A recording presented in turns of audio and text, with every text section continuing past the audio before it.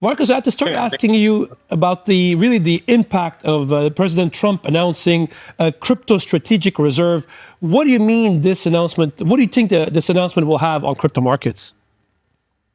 Yeah, thanks for having me. Of course, we have seen that the crypto market has jumped around 10%, has jumped around $300 billion in value. So obviously, the market takes this news very positively.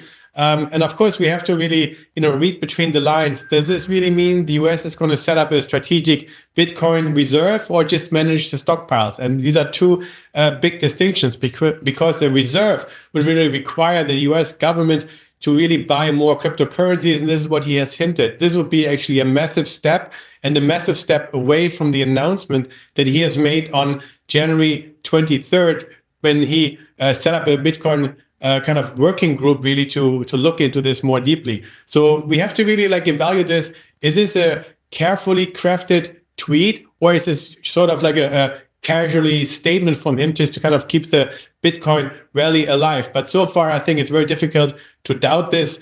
I'm with you with this, Marcus, especially that until now, we don't know if he needs the Congress approval for this. We don't know what kind of funding mechanism he will be using. To what extent do you think that because we don't know much of these details, we can be up for some volatility in the days, maybe weeks to come until we know the specifics of the plan? Yes, well said. We think we are still actually a couple of months away. So there's no formal congressional directive, and I think we really need this. As you outlined already, we really need to get more capital, or get at least capital approved. Where's the capital coming from? Is it taxpayer money? We need actually a defined purpose of this strategic reserve if it comes, and really establish the management of it. And I think so far we have not seen it. So maybe this is like typical Trump, where we hear like a few announcements before the big announcement. But I think it's very difficult to sort of doubt something is happening. Obviously, something is happening. But I think as far as what we know is that Trump would need congressional approval, and this will take still several months to move this forward. So, Marcus, let's talk about the composition of this crypto strategic reserve. Of course, in there's Bitcoin, there's Ethereum, which I think very few people will argue with the inclusion of these tokens. But what's your view on the inclusion of Solana, of Cardano, ADA, and of course, the inclusion of Ripple, XRP in this basket? Yeah, obviously there is a lot of lobbying going on. I think we have heard this from many of these crypto executives, going to, his residence in Florida or going to the White House, and have been really working with the Trump team on this, again, behind the scenes. I think what we also have heard from, from Brian Armstrong from Coinbase, he would definitely prefer simply to have Bitcoin as a strategic reserve and not any other currencies. This would definitely make sense and wouldn't really kind of give any favors really to any other America First crypto projects, really. I think this is really the composition here. But because also I think we have to look at the market cap, right? The market cap, Bitcoin is still 60% of the overall crypto universe. So does it really matter if, you add certain cryptocurrencies really with just 1 or 2% weighting? And I think the interesting aspect, it would actually mean if you would add those other cryptocurrencies into the reserve or into the portfolio, really, that the US would actually need to buy those from the market or transfer some other funds into it. Maybe there will be some donation just to get it into the wallet. But what we know, of course, right now, the US holds around 220,000, the US holds around 220,000 Bitcoin. So that can be actually moved into the reserve if Trump really wants it, or if Congress really approves it, and if the judge really gives the order for that. But the other cryptocurrencies, they would need to buy that. I think that would be a big change from what we have heard so far.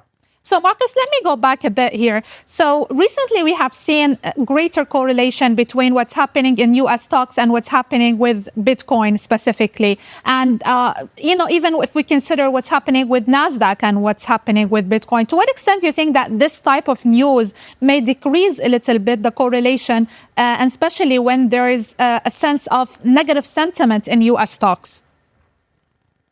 Yeah, I think it's probably relatively difficult to really short, crypto, to look at kind of like from a valuation metrics. I think this is what we have seen, for example, in the NASDAQ. This is what we have seen from NVIDIA, where, for example, the profit margins have actually been disappointed, despite, for example, stronger guidance from them. And I think for crypto, we don't really have a lot of the valuation metrics. So it's actually very difficult to see a lot of rotation shifting around because there are not so many, massive assets. You can switch around, of course, between Facebook and, Amazon and Microsoft and so on. But in crypto, you really have only really Bitcoin. And of course, then with some distance, you have Ethereum. And then with some even more distance, you have really some Solana or some Ripple. So you don't have too many assets. And I think people still want liquidity. And I think the correlation should actually decouple because it trades a little bit differently, right? It trades in its own universe, and it's really like a global adoption versus really corporate profits, corporate earnings trajectory. Yeah, and one last question, Marcus. Obviously, there's been a lot of developments that happened in the crypto space recently, from the Bybit hack to obviously this announcement that we just saw, and also there's a lot of things coming up. For example, the meeting that at the White House on the crypto, a big meeting from Donald Trump. What are the big developments you think that our listeners should watch over the coming weeks and months when it comes to crypto markets?